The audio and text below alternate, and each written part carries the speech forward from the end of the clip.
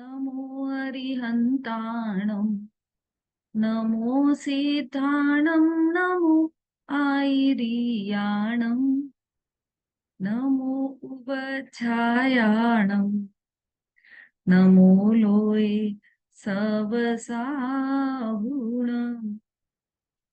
मोक्षमार्गस्य नेतारं भेतारं कर्म बुभ्रताम् ज्ञातारं विश्वतत्त्वानां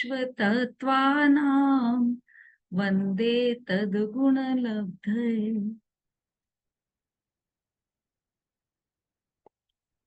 तत्वार सूत्र मोक्ष शास्त्र आचार्य उमा स्वामी द्वारा रचित प्रथम अध्याय चल रहा है, जिसमें हम सम्यक ज्ञान के भेदों की चर्चा कर रहे हैं।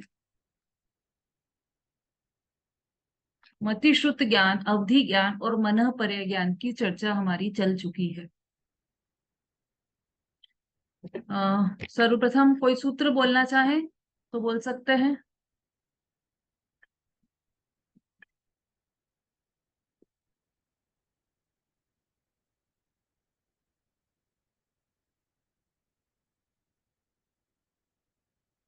उषा जी।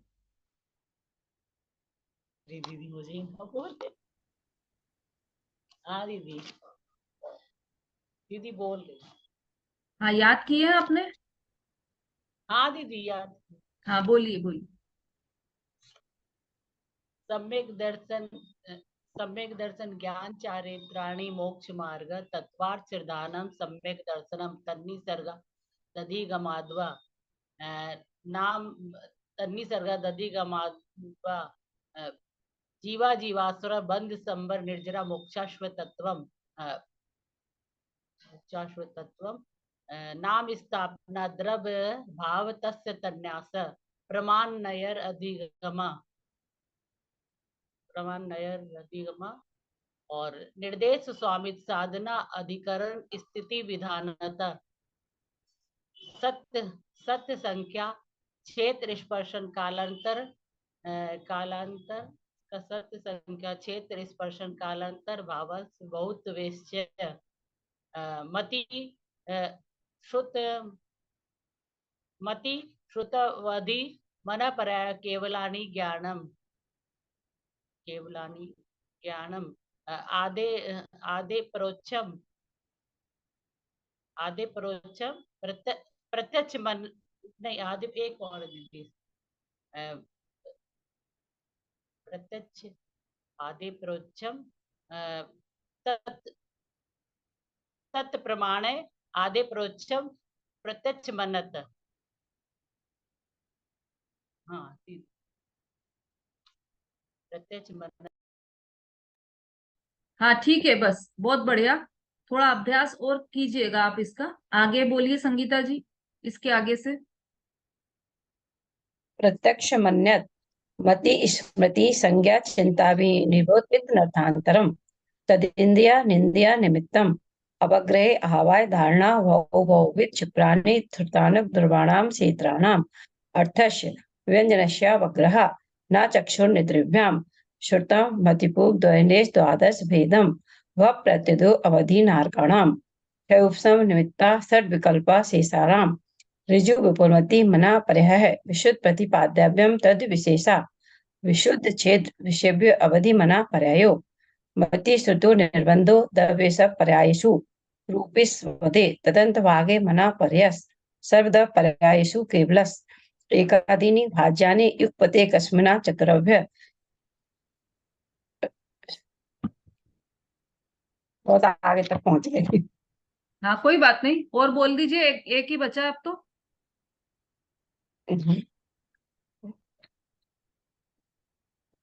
मति सुतावध्यो विपर्यस सतोर विशेषादक्षे फल रब्द रुन्मद्वत नैगम संग्रह विभ्या ऋजु सूत्र शब्द संभि रूढ़ एवं भूतानया इति तत्वार सूते मोक्ष शास्त्रे प्रथमो अध्याय। ठीक, बहुत अच्छा। सब लोग प्रतिदिन ये अभ्यास करते रहिए, है ना। अब हमारी चर्चा जो है वह मनःपर्य ज्ञान के संबंध में कल चली थी। अच्छा हाँ, कल किसी का लास्ट में कोई प्रश्न था ना, कोई प्रश्न पूछा था किसी ने, यदि वो उपस्थित हो तो हैंड रेस कीजिए। मुझे प्रश्न तो ध्यान नहीं है, यदि वो उपस्थित हो तो हैंड रेस कर दीजिए।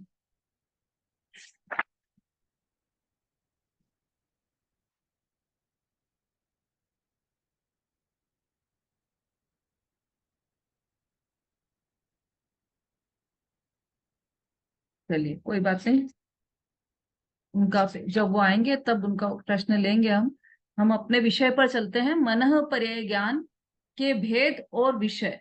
तो कल हमने चर्चा की थी, मनः पर्याय ज्ञान के दो भेद हैं, ऋजुमति और विपुलमति। जो मन में स्थित मनः पर्याय ज्ञान कहते किसे हैं, कि जो दूसरे के मन में स्थित रूपी पदार्थ को जान ले, वह मनः पर्याय ज्ञान होता है। मनः पर्याय ज्ञान के मनः पर्याय ज्ञान के कुछ पॉइंट्स मैंने कल लिखवाए थे, जिन्होंने लिखे हैं वो बोलिए। रेखा जी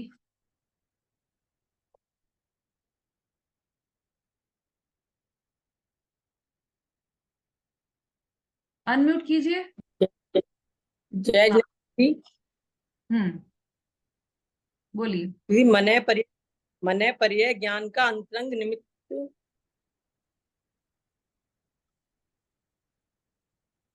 हाँ, मने पर्याय ज्ञान रिद्धिधारी भावलिंगी मुनिराज को ही होता है। हम्म और मने वो कोई भी ज्ञान में मने पर्याय ज्ञान ज्ञानावरण कर्म का क्षयोपशम और वीर्यांतराय का क्षयोपशम, इसी इसी से मने पर्याय ज्ञान होता है।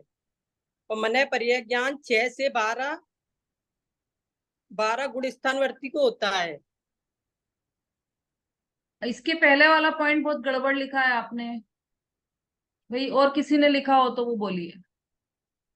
संगीता जी।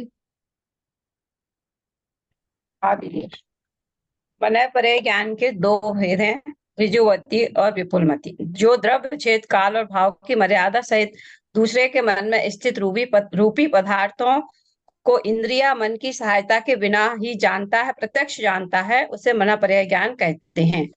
फिर लिखवाया था आपने, मनः पर्याय ज्ञान का अंतरंग निमित्त क्या होगा। तो मनः पर्याय ज्ञानावरण कर्म का क्षयोपशम और मना पर्याय वीर्यांतराय कर्म का क्षयोपशम होता है अंतरंग निमित्त। नहीं नहीं नहीं, ज्ञान होने वीर्यांतराय में मनः पर्याय नहीं लगेगा। वीर्यांतराय तो अलग एक कर्म है, तो वो केवल वीर्यांतराय अच्छा है। अच्छा, मति ज्ञान मनः पर्याय ज्ञानावरण कर्म का क्षयोपशम और वीर्यांतराय कर्म का क्षयोपशम, ये कर्म दोनों का मिलकर क्षयोपशम, हाँ तब मनः ये पर्याय। लिखा थोड़ा सा गौर। हाँ मना पर्याय ज्ञानावरण कर्म का क्षयोपशम और वीर्यांतराय कर्म का क्षयोपशम होता है अंतरंग निमित्त में। हाँ। और फिर मना पर्याय ज्ञान रिद्धिधारी भावलिंगी मुनिराज को ही होता है। 7वें गुण स्थानवर्ती मुनिराज को मना पर्याय ज्ञान होता है मुख्यतः से।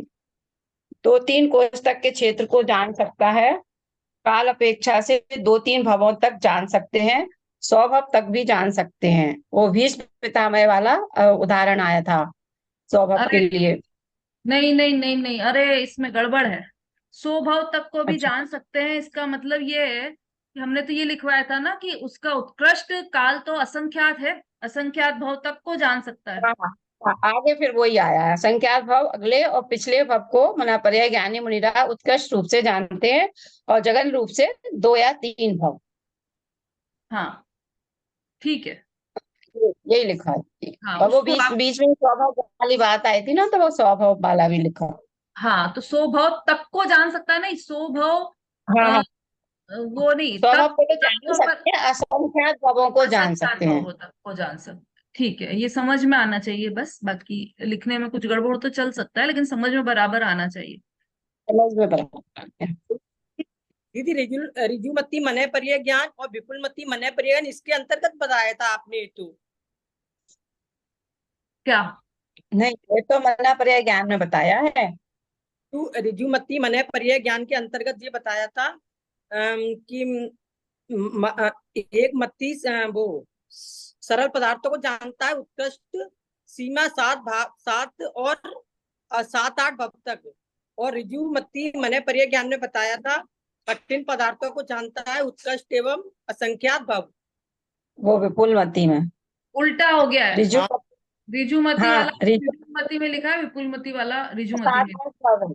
ऋजुवती में उत्कृष्ट 7-8 भव लिखाए थे आपने, और जगन 2-3 भव। और हम्म। विपुलमती में उत्कृष्ट रूप से, मतलब कठिन पदार्थों को जानते हो, असंख्यात भव उत्कृष्ट रूप से, और 7-8 भव जघन्य रूप से विपुलमती में। हाँ ठीक है। सबने लिखे हैं ना नोट्स? ये बनाए हैं कि नहीं बनाए सबने? जिसने बनाए हैंड रेस कीजिए।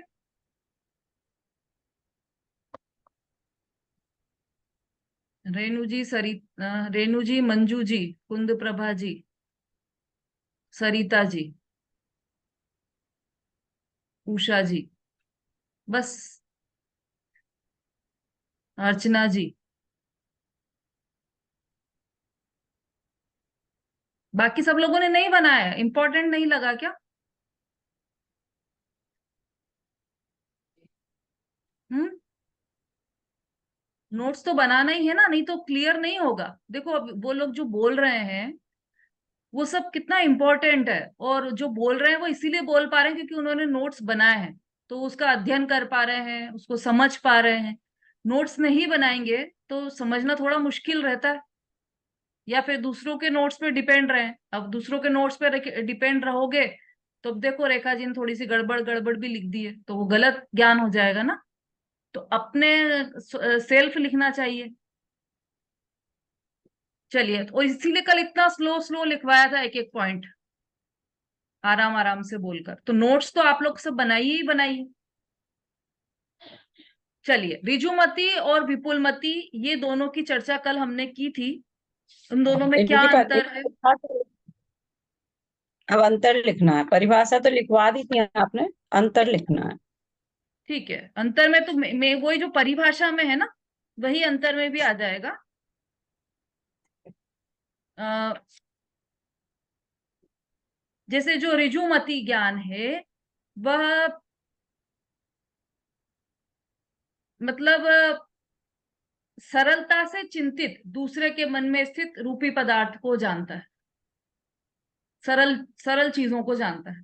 और जो विपुलमती ज्ञान है वह सरल तथा कुटिल रूप से चिंतित दूसरे के मन में स्थित रूपी पदार्थों को जानता है।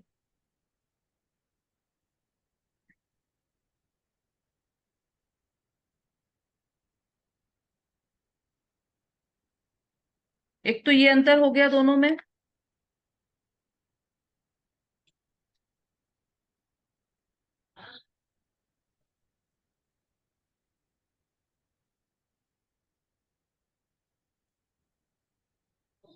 हाँ, दूसरा पॉइंट लिखिए। ऋजुमती, देखो अभी अपन ऐसा करते हैं, अगला सूत्र जो आने वाला है उसी में अंतर बताने वाले हैं पूरा, तो उसी में सारे पॉइंट्स अपन कवर कर लेंगे। ठीक है, अब सूत्र नंबर 24 निकाल लीजिए, ऋजुमती और विपुलमती में अंतर। सूत्र नंबर 24। अभी अपन ने 23वां सूत्र पढ़ा, तो इसमें हमने देखा मनः पर्याय ज्ञान के दो भेद हैं, ऋजुमती और विपुलमती, और इसका सामान्य अर्थ हमने देख लिया कि जो ऋजुमती है वह सरल पदार्थों को जानता है, और विपुलमती है वह कठिन और सरल दोनों को जान सकता है। लेकिन अभी इसका अंतर बाकी, हमने उसका सामान्य अर्थ देखा था, अब अंतर हम देखते हैं 24वें नंबर के सूत्र में। सूत्र पढ़ते हैं, विशुद्ध प्रतिपाताभ्याम तद विशेषः। फिर से, विशुद्ध विशुद्ध प्रतिपात्याभ्याम तद विशेषः। विशेष। है ना? पढ़कर बताइए विमलेश जी। जय हिंद दीदी। हम्म। विशुद्ध प्रतिपाताभ्यम तद विशेषः। फिर से बोलिए, आराम आराम से।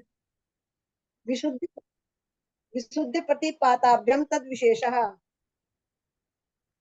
देखो, विशुद्ध है, द पे आधा ध भी लगा है और उसके बाद य भी है, तो विशुद्धि नहीं है पहली बात तो विशुद्ध विशुद्ध प्रतिपाताभ्याम तद विशेषः, ऐसा पूरा तद क्लियर प्रोनाउंसिएशन होना चाहिए। बोलिए। विशुद्ध प्रतिपाताभ्यम तद विशेषः। ठीक है। और कौन पढ़कर सुनाएगा? समता भाभी बोलिए। जय जनन दीदी। हम्म।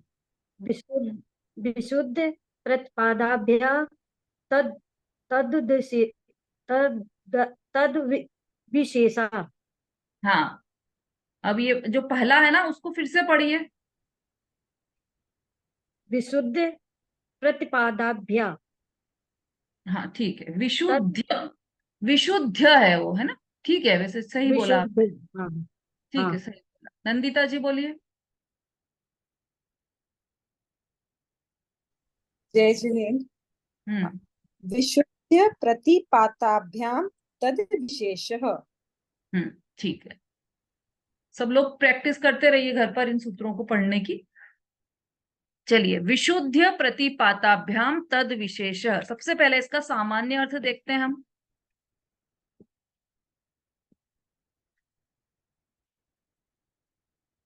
परिणामों की विशुद्धि और अप्रतिपात की अपेक्षा दोनों में अंतर है। अभी अंतर बता रहे हैं ना, ऋजुमति और विपुलमति में अंतर बता रहे हैं। तो किस अपेक्षा से अंतर है? तो परिणामों की विशुद्धि और अप्रतिपात की अपेक्षा दोनों में अंतर है, ये इसका सामान्य अर्थ हुआ। देखो, विशुद्ध प्रतिपाताभ्याम, तो इसमें अप्रतिपात लेना। विशुद्ध मतलब विशुद्धि, और ध्य य मिला दिया ना, य में अगर्भित है, तो अप्रतिपात, विशुद्धि और अप्रतिपात। आया समझ में? विशुद्ध प्रतिपाताभ्याम है ना, तो उसमें से विशुद्ध में से निकालो विशुद्धि, और ध्य प्रतिपाताभ्याम तो अप्रतिपाताभ्याम, अप्रतिपात, दो शब्द निकल गए, विशुद्धि और अप्रतिपात। तद विशेष मतलब है इन इन दो बातों से, इन दोनों की अपेक्षा से अंतर है, विशेषता है। विशेष विशेष मतलब अंतर है, इन दोनों की अपेक्षा से अंतर है, विशेष है, अंतर है। ठीक है, सूत्र का सामान्य अर्थ समझ में आ रहा है? विशुद्धि और प्रतिपात की अपेक्षा से दोनों में अंतर है। तद विशेष, इन दोनों में विशेषता है मतलब अंतर है। अब ये विशुद्धि और प्रतिपात क्या होता है? तो देखिए, विशुद्धि किसको कहते हैं? जब मन परे ज्ञानावरण कर्म होता है, उसका क्षयोक्षम होता है, उससे आत्मा में आत्मा के जो परिणाम है उसमें निर्मलता होती है, शुद्धता होती है, उससे विशुद्धि कहते हैं। मन पर ज्ञानावरण कर्म के क्षयोक्षम से आत्म परिणामों में होने वाली निर्मलता को विशुद्धि कहते हैं। दो शब्द है ना, दोनों का अर्थ समझना हमें, विशुद्धि और प्रतिपात। तो विशुद्धि शब्द का अर्थ है मन पर्य ज्ञानावरण कर्म के क्षयोक्षम से होने वाले, ये तो हम देख ही चुके हैं कि सारे ही जो ज्ञान है वह उस संबंधी ज्ञानावरण कर्म के क्षयोक्षम से उत्पन्न होते हैं। तो ये जो मनः पर्य ज्ञानावरण कर्म है, मनः पर्य ज्ञानावरण कर्म के क्षयोक्षम से क्या हुआ? उसके क्षयोक्षम से आत्म परिणामों में जो निर्मलता हुई है, तो मनः पर्य ज्ञानावरण कर्म के क्षयोक्षम से उत्पन्न होने वाली आत्म परिणामों में जो निर्मलता है, उसे क्या कहते हैं? उसे विशुद्धि कहते हैं। ठीक है, समझ में आ रहा है? जैसे मन पर्य ज्ञानावरण कर्म का क्षयोक्षम हुआ, तो उस क्षयोक्षम से, कर्म का क्षयोक्षम हुआ मतलब कर्म का उदय और अनुदय होना, वो कहलाता है क्षयोक्षम। तो कर्म, इतने कर्म उदय रूप हुए, इतने कर्म अनुदय रूप हुए, तो उससे जो आत्म परिणामों में या ज्ञान में जो निर्मलता होती है, उसे विशुद्धि कहते हैं।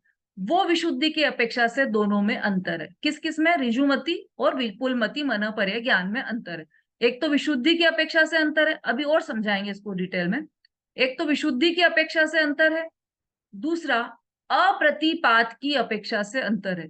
तो अप्रतिपात क्या होता है कि अभी हमने पहले भी पढ़ लिया था, ये प्रतिपात और अप्रतिपात। देखो, इसमें दोनों का अर्थ भी दिया है, प्रतिपात और अप्रतिपात का। पेज नंबर 75 पर जब हम 22वां सूत्र पढ़ रहे थे, अवधि ज्ञान के बारे में चर्चा कर रहे थे, तब हमने प्रतिपात और अप्रतिपात शब्द का अर्थ समझा था। तो प्रतिपात का अर्थ है गिर जाना और अप्रतिपात का अर्थ है जो नहीं गिरता। सीधे शब्दों में कहें तो गिरने का नाम है प्रतिपात और नहीं गिरने का, नहीं छूटने का नाम है अप्रतिपात।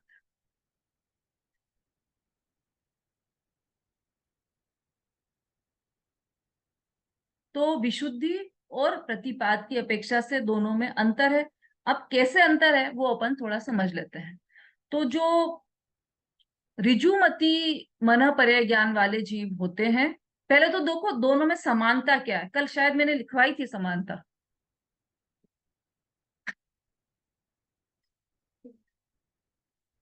हाँ, एक्सक्यूज मी।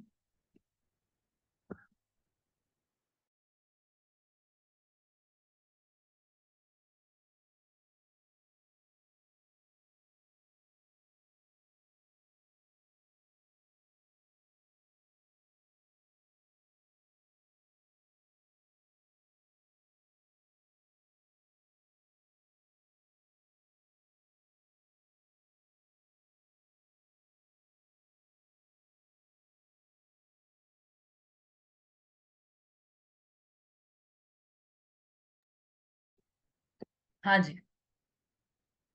हाँ, कल मैंने जो समानता लिखवाई थी वो लिखी है, किसी ने लिखवाई थी क्या? मैंने कल समानता दोनों में, ऋजुमती और विपुलमती में।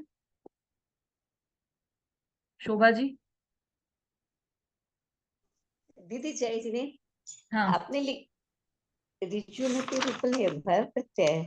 ऋजुमती और विपुलमती के लिए दीदी हम वो कंफ्यूज हो गए। हमने वो गुण प्रत्यय और भाव प्रत्यय का बता दिया। इसमें अच्छा, नहीं लिखा है आपने, नहीं इसमें लिखवाई? नहीं लिखा है, नहीं समानता लिखा नहीं है। लिखवाई क्या सरिता जी? दीदी आपने ये लिखाया था कि जैसे ऋजुमती का लिखाया था कि सरल रूप से मन में चिंतित पदार्थों को 8 कर्मों के एक समय में जितने परमाणु बंधे हैं, क्षेत्र की अपेक्षा लिखाया था, काल की अपेक्षा लिखाया था। और विपुलमती में दूसरों के मन में स्थित है, कठिन विषय को जानता है। जहाँ से ऋजुमती की सीमा खत्म होती है वहां से विपुलमती की शुरू होती है। और जो ज्ञान मन में सरल रूप से चिंतित पदार्थों को जानने से ऋजुमती मन पर्याय ज्ञान कहते हैं। ये लिखाया था आपने, मैंने हमने लिखा था, आप बोलती जा रही थी। ठीक है, बहुत बढ़िया, और बहुत जो अच्छा ज्ञान लिखा है। अच्छा लिखा आपने। अब देखो समानता अपन देख लेते हैं पहले, फिर इस पर आते हैं। तो ऋजुमती और विपुलमती दोनों में समानता भी है। क्या समानता है? पहली बात तो दोनों ही मन पर्याय ज्ञान के भेद है। पहली समानता तो यही हो गई। ऋजुमती हो चाहे विपुलमती हो, दोनों ही मन पर्याय ज्ञान के भेद है। ठीक है। अब दोनों ही देश प्रत्यक्ष ज्ञान है।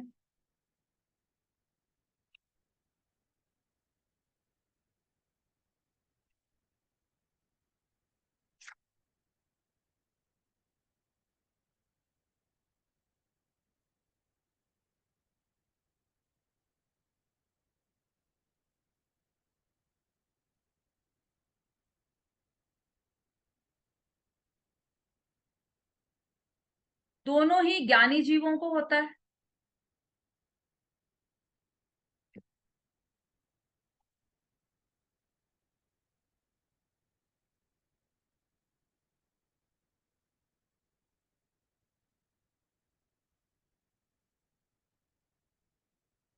दोनों ही दूसरे के मन में स्थित रूपी पदार्थों को जानता है।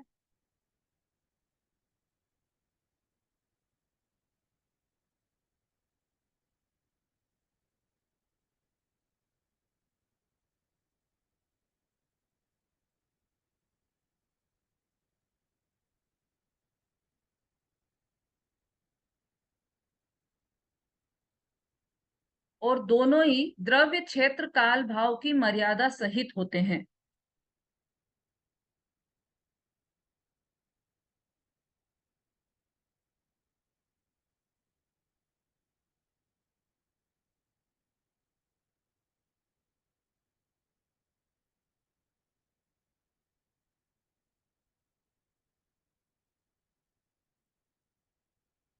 दोनों ही मनः पर्याय ज्ञानावरण कर्म के क्षयोक्षम से और वीर्यांतराय कर्म के क्षयोक्षम से उत्पन्न होते हैं।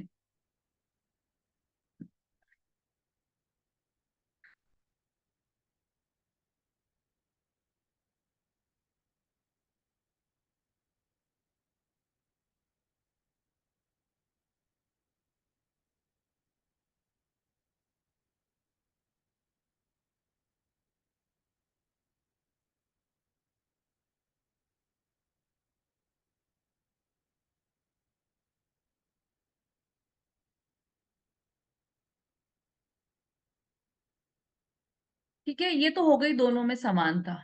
अब दोनों में अंतर क्या है? तो वो अंतर यहाँ पर बता रहे हैं, एक तो विशुद्धि का अंतर है और दूसरा प्रतिपात अप्रतिपात पने का अंतर है।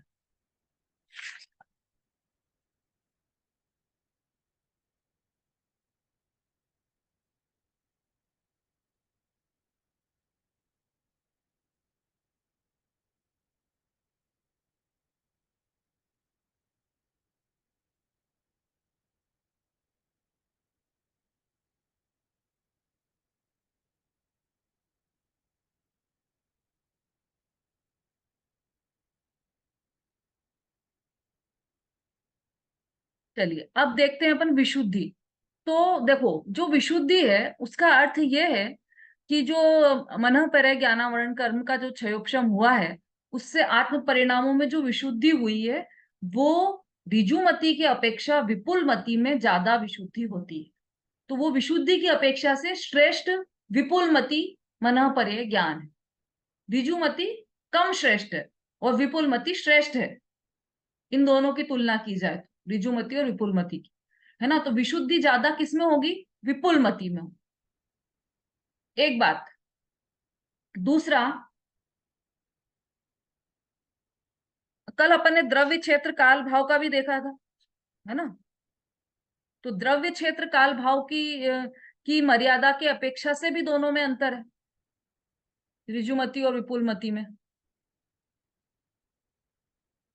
है ना। वो अपन ने कल लिख ही लिया था, तो उसको आज और फिर से मैं बोल देती हूँ, जिन्होंने नहीं लिखा था उनके लिए। द्रव्य अपेक्षा से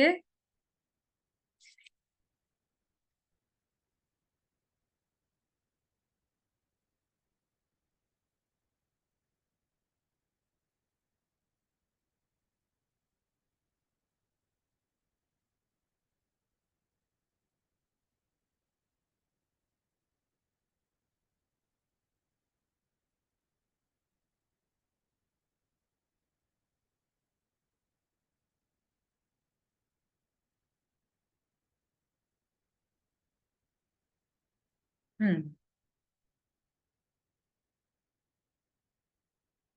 देखिए, क्षेत्र अपेक्षा से लिखिए पहले। तो जो ऋजुमति है उसका क्षेत्र अपन ने कल लिखा था। कल मैंने चारों के लिखवाए थे ना क्षेत्र। क्षेत्र, द्रव्य क्षेत्र काल भाव, उनको बोलिए जरा संगीता जी। जी दीदी। चारों के, दोनों के अंतर, मतलब ऋजुमति और विपुलमति के द्रव्य क्षेत्र काल भाव से क्या अंतर है दोनों में, ये कल लिखवाया था ना। बोलिए तो जरा, द्रव्य अपेक्षा से क्या अंतर बताया था दोनों में? ये तो मैंने नहीं लिख पाया दीदी। अभी बोला था ना, क्षेत्र अपेक्षा से बोलिए। चलिए। 2-3 कोष तक के क्षेत्र को जानता है, ये तो कौन? लिखवाया था। ये तो मना पर्याय ज्ञान में ही लिखवाया था। ये तो मतलब मना पर्याय ज्ञान का लिखवाया था, अपने 2-3 कोष तक के क्षेत्र को जानता है। और चलिए। काल अपेक्षा से असंख्यात भव को जानता है, वो मना पर्याय ज्ञान का लिखवाया था दीदी, अलग अलग का नहीं लिखा ठीक मैंने। ठीक है, चलिए म्यूट कर लीजिए आपका।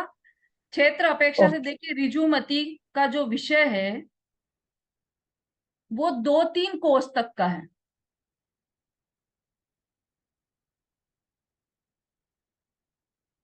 और विपुलमति का जो क्षेत्र है वो 8 या 9 योजन प्रमाण है।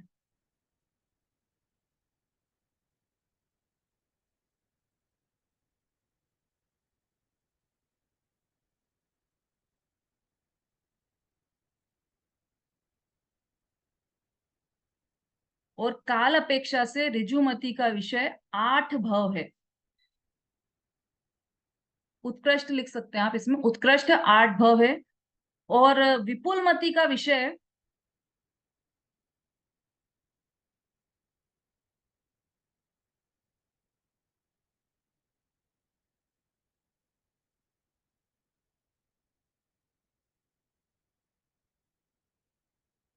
असंख्यात भव है, अगले पिछले असंख्यात भव।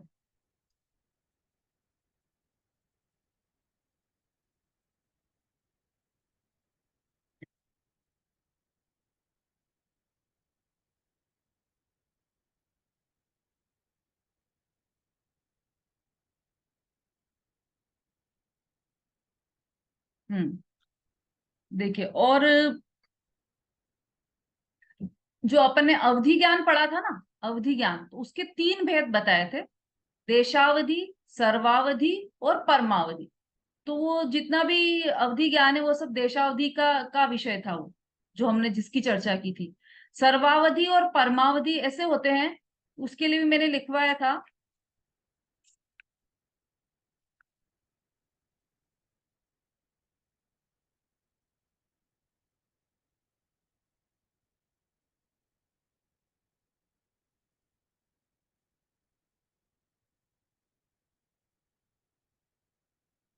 आप लोग नोट्स बना लेते ना, उससे मुझे भी हेल्प हो जाती, वापस नहीं ढूंढना पड़ता।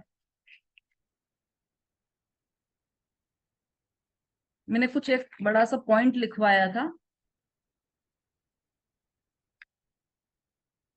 सर्वावधि के संबंध में। चलिए, कोई बात नहीं। हाँ, तो जैसे जो सर्वावधि जो ज्ञान है उसका जो विषय है, मतलब देशावधि का विषय जितना है उससे कई गुना परमावधि का विषय होता है, और उससे कई गुना अधिक सर्वावधि का विषय होता है। मतलब बहुत विस्तार को लिए होता है सर्वावधि ज्ञान। लेकिन जो मनःपर्यय ज्ञान है, ये जो ऋजुमति मनःपर्यय ज्ञान है, उसका मतलब जो सर्वावधि का विषय है उसका अनंतवा भाग ऋजुमति मनःपर्यय ज्ञान का विषय है।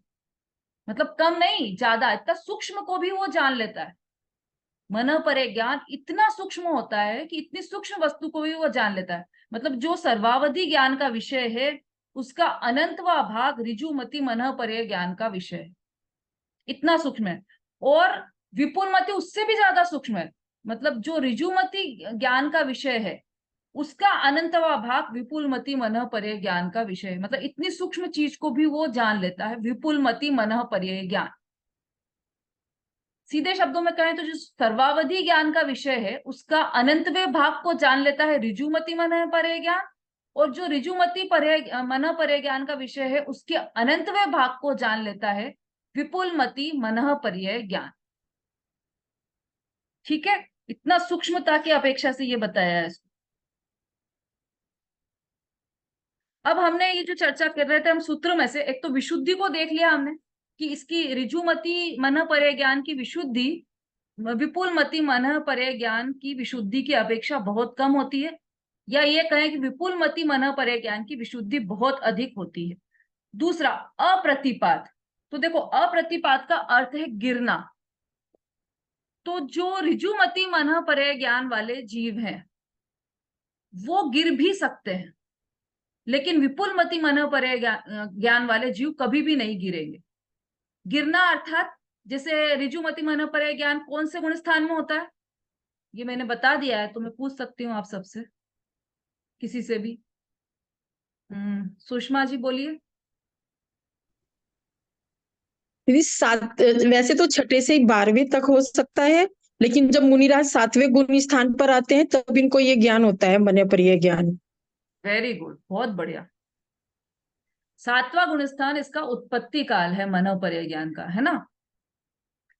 तो जो जो ऋजुमति मनःपर्यय ज्ञानी जो जीव है बस 7वें से गिरकर मतलब पहले गुण स्थान तक भी जा सकता है, मिथ्या दृष्टि भी हो सकता है। इतना विशेष ज्ञानी होने के बाद भी मतलब उसका गुणस्थान गिर सकता है और वो मिथ्या दृष्टि भी हो सकता है। लेकिन जो विपुलमति मनःपर्यय ज्ञानी है उसका गुणस्थान नहीं गिर सकता, वो तो बढ़ेगा ही बढ़ेगा। उसका मतलब ये कहें कि ऋजुमति जो मनःपर्यय ज्ञान है वो मनःपर्यय ज्ञान भी छूट सकता है, लेकिन विपुलमति मनःपर्यय ज्ञान कभी छूटेगा ही नहीं। वो कब छूटेगा कि जब वो 12वें गुणस्थान के बाद जब 13वें गुणस्थान में जब केवल ज्ञान होगा तब वो मनःपर्यय ज्ञान छूटेगा। मतलब वो मनःपर्यय ज्ञान कभी छूटेगा नहीं, गिरेगा नहीं। वो मनःपर्यय ज्ञानी, विपुलमति मनःपर्यय ज्ञानी कभी गिरेगा नहीं। लेकिन ऋजुमति मनःपर्यय ज्ञानी है वह गिर भी सकता है। गिरे ही गिरे यह नियम ऐसा नहीं है, लेकिन गिर भी सकता है। अपन तो यही चाहेंगे कि गिरे नहीं, वो बढ़े ही सही आगे, लेकिन वो गिर भी सकता है और यहाँ तक कि वो मिथ्या दृष्टि तक भी हो सकता है। ये इसका मुख्य अंतर है दोनों का। तो परिणामों की विशुद्धि और दूसरा अप्रतिपात। तो अप्रतिपात कौन है दोनों में से? तो जो विपुलमति मन परे ज्ञान है वो अप्रतिपात है, और जो ऋजुमति मन परे ज्ञान है वो प्रतिपात है। गिर सकता है ना, इसलिए उसको प्रतिपात कहा, और विपुलमति मन परे ज्ञान को अप्रतिपात कहा। और विशुद्धि की अपेक्षा से देखें तो विशुद्धि भी ऋजुमति मन परे ज्ञान की कम है, और विपुलमति मन परे ज्ञान की विशुद्धता अधिक है, विशेष है।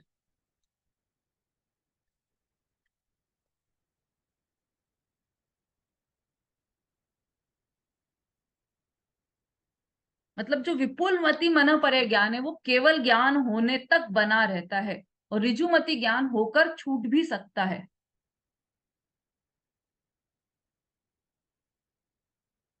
ठीक है, ये दोनों में मुख्य अंतर है, ऋजुमति और विपुलमति मन परे ज्ञान।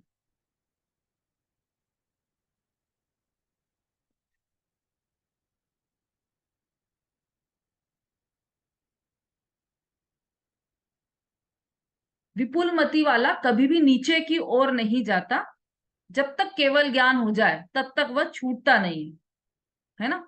केवल ज्ञान होने पर तो सभी छह अक्षम छूट ही जाते हैं। मति ज्ञानावरण, मति श्रुतावधि मन, मतलब मति श्रुत अवधि और मन परे, ये चारों ही आवरण